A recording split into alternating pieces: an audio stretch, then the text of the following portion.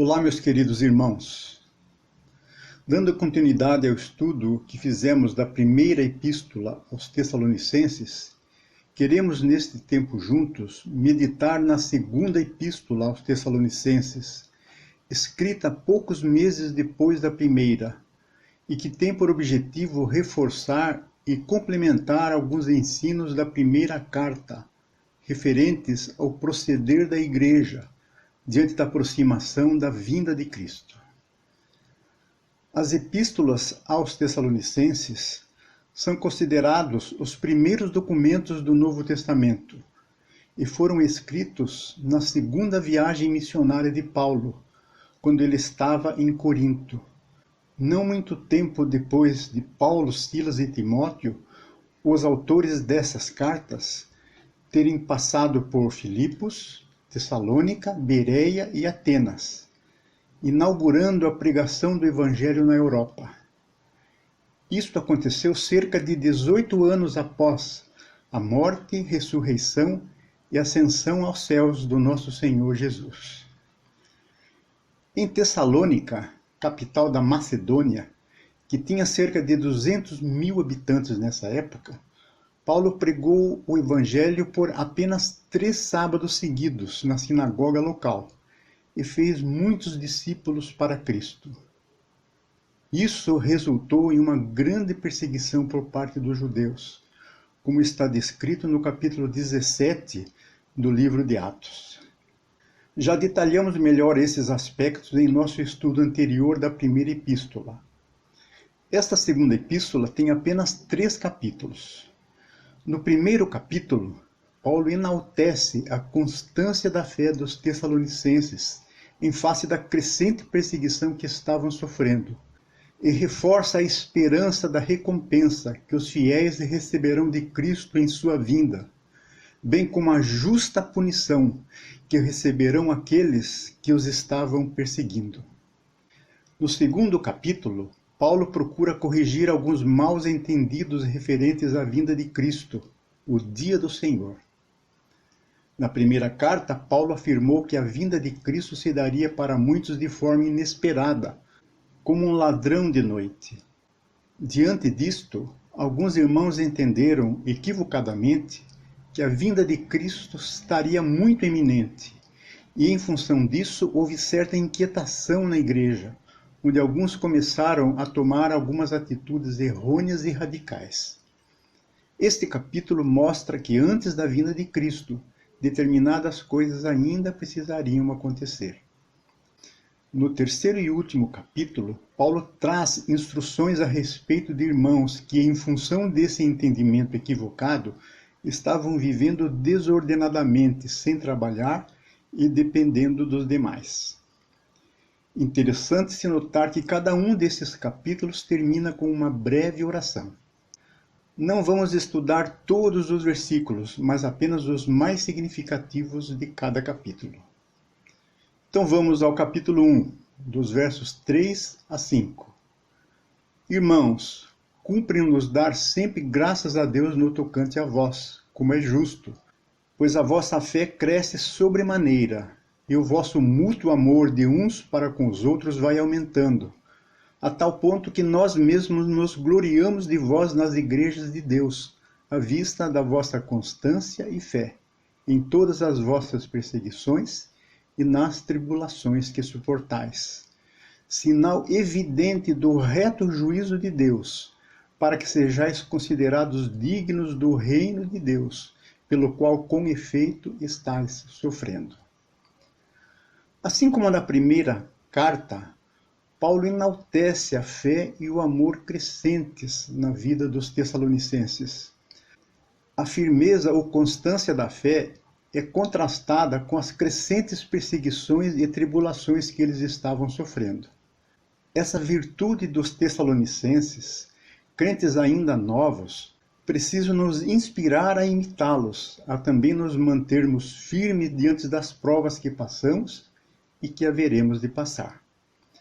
Paulo então os encoraja, dizendo que essa fé, esse amor, provados pelas perseguições e tribulações, eram um sinal evidente que na vinda de Cristo, quando haverá de se manifestar o seu juízo, eles serão considerados dignos de entrar no seu reino.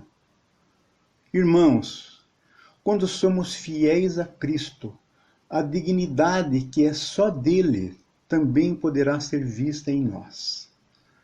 Aleluia! Continuando então nos versículos de 6 a 8.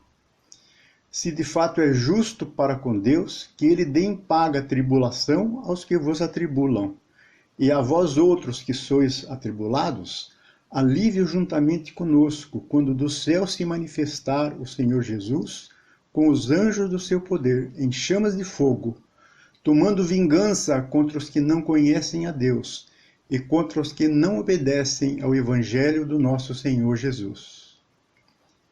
Aqui vemos que a manifestação do Senhor Jesus em sua vinda trará alívio àqueles que estão sendo perseguidos. Vai ser para eles um momento de alegria e de recompensa. Por isso, irmãos, uma vez que sabemos que as perseguições e tribulações vão se intensificar cada vez mais no tempo do fim, vamos nos alegrar, pois nossa redenção está próxima. Em Lucas 21, 28, o Senhor Jesus nos diz: Ora, quando estas coisas começarem a acontecer, olhai para cima, levantai a vossa cabeça, porque a vossa redenção está próxima. Por outro lado, para aqueles que atribularem os cristãos com sofrimento e morte, Deus dará em paga imensa tribulação. Na vinda do Senhor Jesus, em chama de fogo, ele tomará vingança contra aqueles que desprezarem a Deus e o Evangelho.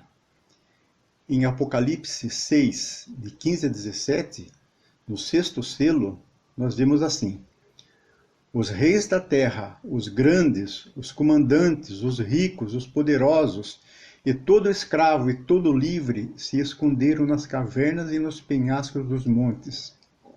E disseram aos montes e aos rochedos: Caí sobre nós e escondei-nos da face daquele que se assenta no trono e da ira do Cordeiro, porque chegou o grande dia da ira deles. E quem é que pode ficar de pé? Vai ser um dia terrível, irmãos, para os que não conhecem a Deus. Então, continuando nos versículos de 9 a 10.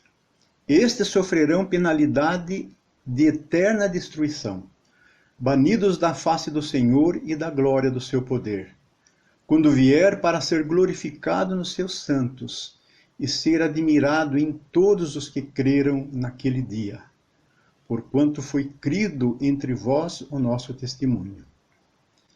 Aos ímpios caberá uma punição terrível, que é a eterna destruição, o banimento da face do Senhor por toda a eternidade. Queridos, nem dá para imaginar o que isso significa de tão terrível que é. E está para acontecer em breve. Por isto, temos que temer a Deus e buscá-lo enquanto é tempo. Se você ainda não recebeu a Cristo, você está em grande perigo. Não perca mais tempo e o receba de todo o coração como seu Salvador e o seu Senhor, para não perecer esta punição eterna. Porém, irmãos, para nós, os que cremos em Cristo, nesse dia da sua vinda, ele será glorificado em nós. O que significa que sua glória em nós estará sendo manifesta de forma exuberante, de uma forma tremenda. E Cristo será admirado por nós, que fomos salvos e justificados pela sua graça. Ah, irmãos, para nós como esse momento será sublime e maravilhoso. Chegamos então aos versículos 11 e 12, que constituem uma pequena oração. Por isso também não cessamos de orar por vós, para que o nosso Deus vos torne dignos da sua vocação, e cumpra com poder todo o propósito de bondade e obra de fé, a fim de que o nome do nosso Senhor Jesus seja glorificado em vós, e vós nele, segundo a graça do nosso Deus e do Senhor Jesus Cristo. Paulo orava para que Deus operasse na vida dos crentes, a fim de torná-los dignos do seu chamamento. Irmãos, Deus também tem chamado a cada um de nós.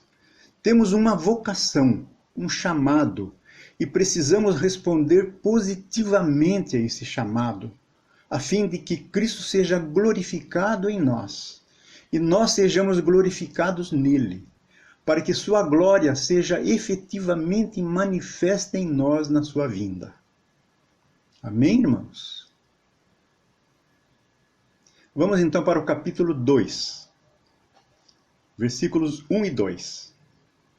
Irmãos, no que diz respeito à vinda do nosso Senhor Jesus Cristo e à nossa reunião com Ele, nós vos exortamos a que não vos demovais da vossa mente com facilidade, nem vos perturbeis, quer por espírito, quer por palavra, quer por epístola, como se procedesse de nós, supondo tenha chegado o dia do Senhor. Fica claro nesse texto que os tessalonicenses estavam confusos, perturbados, talvez por um mal-entendido da primeira carta, quando Paulo afirmou que a vinda do Senhor se daria para muitos de forma inesperada, como um ladrão de noite. Diante disto, alguns irmãos entenderam equivocadamente que a vinda de Cristo seria tão iminente que justificaria algumas atitudes radicais. Alguns rumores dessa volta iminente de Cristo começaram a surgir entre os irmãos, com profecias, palavras e textos escritos, alguns como se tivessem vindo do próprio Paulo. Este capítulo, então, tem por objetivo esclarecer essas questões. Paulo, então, refere-se à vinda do Senhor, à parousia do Senhor e também à nossa reunião com Ele. A palavra reunião em grego é a palavra epissunagoge. Epi, em cima, sunagoge, reunião, sinagoga. Significa, então, reunião no alto. Claramente, irmãos, isso se refere ao arrebatamento da igreja, ao nosso encontro com Cristo nas nuvens, como Paulo já tinha descrito na primeira carta. Esta manifestação gloriosa também é chamada no texto de o Dia do Senhor. O Dia do Senhor geralmente é manifestado nas Escrituras com uma conotação negativa, pois será um dia terrível para os descrentes. Em Isaías 13:9 nós temos assim: Eis que o dia do Senhor vem, horrendo, com furor e ira ardente, para pôr a terra em assolação e para destruir no meio dela os seus pecadores. Em 2 Pedro 3:10 nós encontramos assim: Virá, entretanto, como ladrão o dia do Senhor, no qual os céus passarão com estrepitoso estrondo, e os elementos se desfarão abrasados. Também a terra e as obras que nela existem serão atingidas. Porém, queridos, para nós, como já sabemos da primeira carta, o dia do Senhor não virá como ladrão, pois a igreja estará preparada para as bodas do Cordeiro. Para nós, o dia do Senhor será o dia de Cristo, um dia glorioso. Encontramos assim em Filipenses 1:6. Estou plenamente certo que aquele que começou a boa obra em vós há de completá-la até o dia de Cristo. Vamos então aos versículos 3 a 5. Ninguém de nenhum modo vos engane, porque isto não acontecerá sem que primeiro venha a apostasia, e seja revelado o homem da iniquidade, o filho da perdição, o qual se opõe e se levanta contra tudo que se chama Deus ou é objeto de culto, a ponto de assentar-se no santuário de Deus, ostentando-se como se fosse o próprio Deus. Não vos recordais de que, ainda convosco, eu costumava dizer-vos estas coisas? Paulo, então, certamente tendo por base os profetas bíblicos, especialmente Daniel, e também o sermão profético de Jesus, traz um ensino muito importante sobre os últimos dias. A vinda do Senhor Jesus e o arrebatamento da igreja Não acontecerão antes que venha a apostasia e seja revelado o homem da iniquidade, o filho da perdição, ou seja, o anticristo. A apostasia significa um abandono dos valores e princípios cristãos que nortearam a humanidade por muitos séculos. Alguns têm se referido apenas a uma apostasia religiosa, mas penso que é uma apostasia mais abrangente, incluindo todos os aspectos da nossa sociedade: as leis, os costumes, a cultura, a mídia, o ensino nas escolas e até mesmo nas igrejas. Temos contemplado essa apostasia profética se tornar cada vez mais evidente em nossos dias, com o crescente movimento chamado progressista, insuflado por Satanás para destruir as famílias, os valores morais e o conceito de Deus. Para mim, essa apostasia é a grande Babilônia que domina sobre os reis da terra, como vemos no livro do Apocalipse. A ONU, Organização das Nações Unidas, tem sido um instrumento do diabo para promover essa apostasia em todas as nações da terra. No auge da apostasia há de surgir o homem da iniquidade, ou, literalmente, o homem sem lei, o filho da perdição. Tanto Daniel como Jesus referem-se a ele como o abominável da desolação. Será a personificação de Satanás na face da terra, e pretenderá ser adorado como se fosse Deus. Ele vai perseguir e matar muitos cristãos. Em Daniel 7,25, nós vemos assim: proferirá palavras contra o Altíssimo, magoará os santos do Altíssimo, e cuidará em mudar os tempos e a lei. E os santos lhe serão entregues nas mãos por um tempo, 2 tempos e metade de um tempo, ou seja, 3 anos e meio. Em Daniel 11,36, assim: e esse rei fará conforme sua vontade, e se levantará e se engrandecerá sobre todo Deus, e contra o Deus dos deuses falará coisas incríveis, e será próspero, até que a ira se complete, porque aquilo que está determinado será feito. Em Apocalipse 13, de 4 a 8, e adoraram o dragão, porque deu à besta a sua autoridade. O dragão é Satanás, a besta é o anticristo. E adoraram a besta, dizendo: quem é semelhante à besta? Quem poderá batalhar contra ela? Foi-lhe dado uma boca que proferia arrogâncias e blasfêmias, e deu-se-lhe autoridade para atuar por 42 meses, 3 anos e meio. E abriu a boca em blasfêmias contra Deus para blasfemar do seu nome e do seu tabernáculo e dos que habitam no céu. Também lhe foi permitido fazer guerra aos santos e vencê-los. E deu-se-lhe autoridade sobre toda tribo, e povo, e língua e nação. E adorá-la-ão todos os que habitam sobre a terra, esses cujos nomes não estão escritos no livro do Cordeiro que foi morto desde a fundação do mundo. Esse é o anticristo que virá. Prosseguindo, vejamos os versículos de 6 a 12. E agora sabeis aquilo que eu detenho, para que ele seja revelado somente em ocasião própria. Com efeito, o mistério da iniquidade já opera.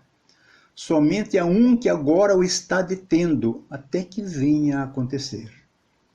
Então será de fato revelado o iníquo, a quem o Senhor Jesus matará com o sopro da sua boca, e o destruirá pela manifestação da sua vinda. Ora, o aparecimento do iníquo é segundo a eficácia de Satanás, com todo o poder e sinais e prodígios de mentira, e com todo o engano de injustiça aos que perecem, porque não acolheram o amor da verdade para serem salvos. É por este motivo, pois, que Deus lhes manda a operação do erro, para darem crédito à mentira, a fim de serem julgados todos os que não deram crédito à verdade. Antes, pelo contrário, deleitaram-se com a injustiça. Vejamos, irmãos.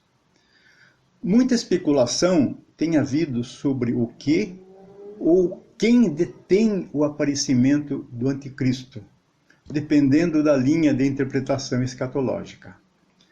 Essas especulações ficam ainda maiores por traduções que considero equivocadas do versículo 7, em relação ao termo ginomai, como sendo ser afastado, ser tirado, ser posto fora, sendo que significa vir à existência, acontecer. Outra consideração necessária é que no versículo 6, o que detém o anticristo é alguma coisa de natureza impessoal. Mas no versículo 7 é uma pessoa. Com essas duas considerações em mente, creio pessoalmente que aquilo que detém o anticristo é o fato do evangelho ainda não ter sido anunciado em todo o mundo para testemunho a todas as nações, como está em Mateus 24:14. E será pregado o evangelho do reino por todo o mundo para testemunho a todas as nações, e então virá o fim.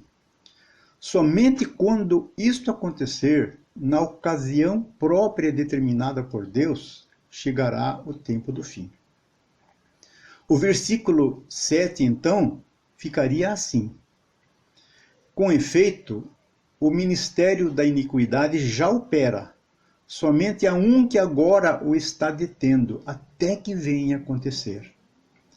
Assim vemos que o mistério da iniquidade, da apostasia, já está operando parcialmente, mas está sendo detido por Deus para vir à plenitude, até que a pregação do Evangelho atinja todas as nações a critério de Deus, até que isto venha a acontecer.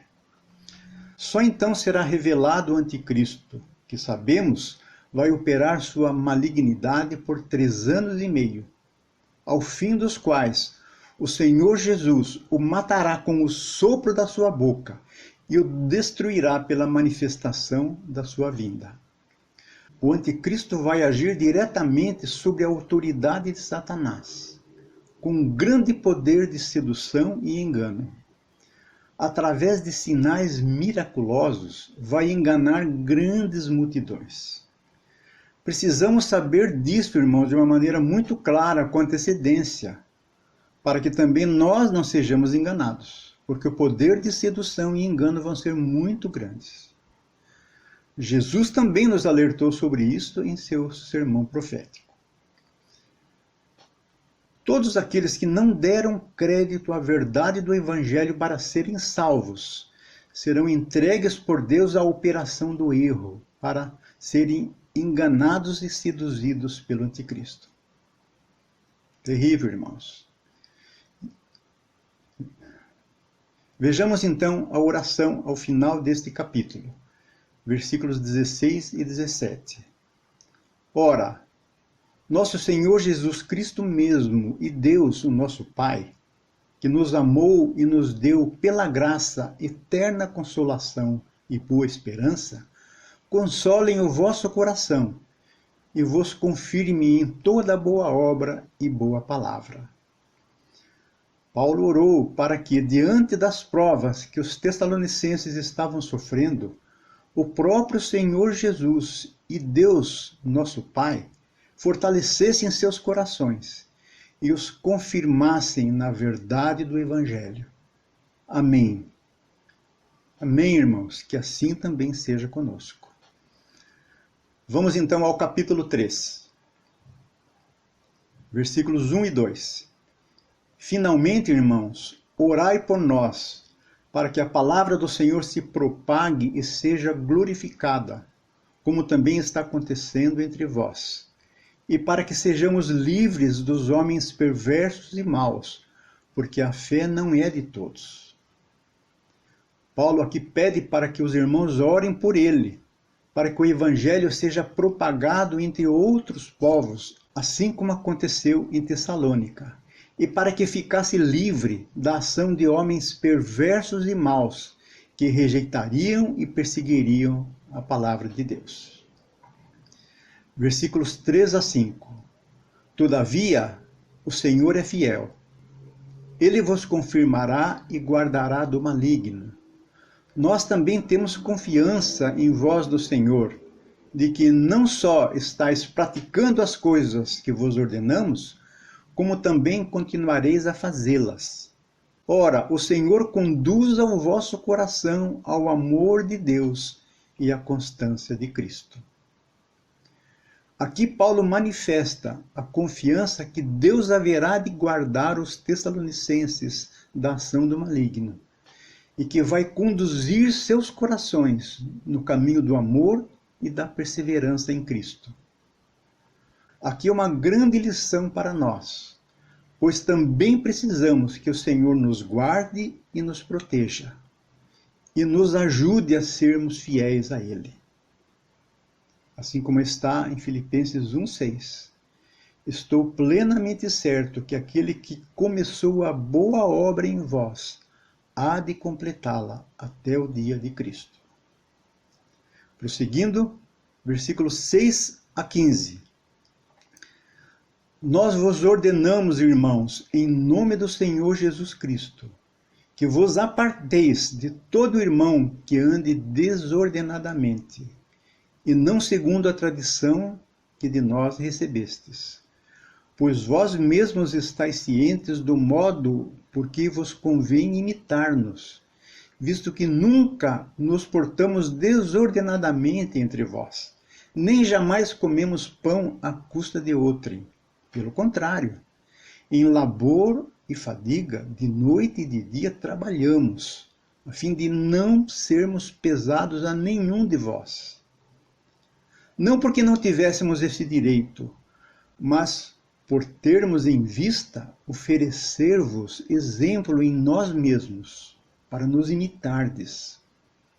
Porque quando ainda estava convosco, ordenamos isto: se alguém não quer trabalhar, também não coma.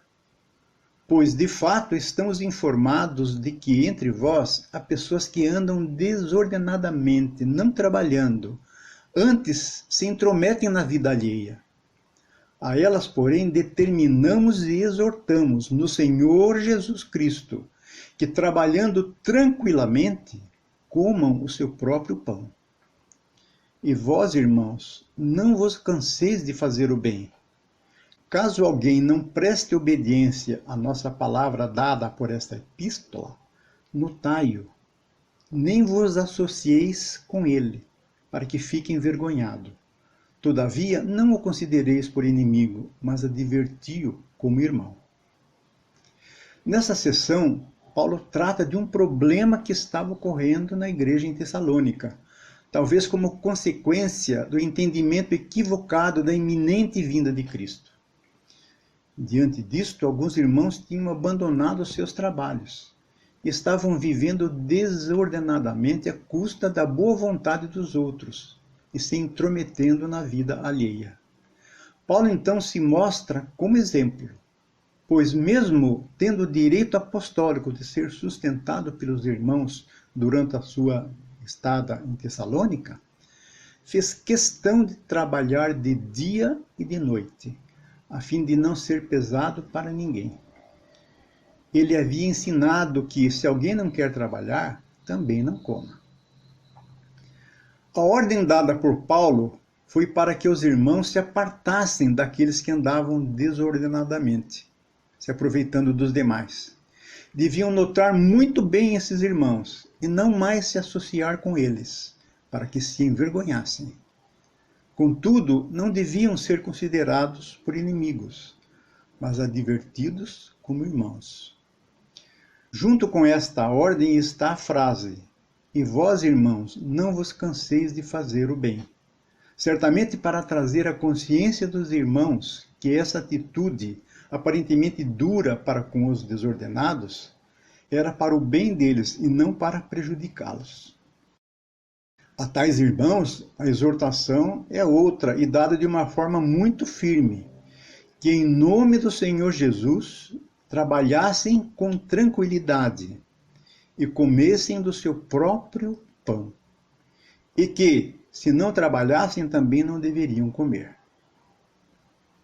Assim nós chegamos então à oração final, dos versículos 16 a 18.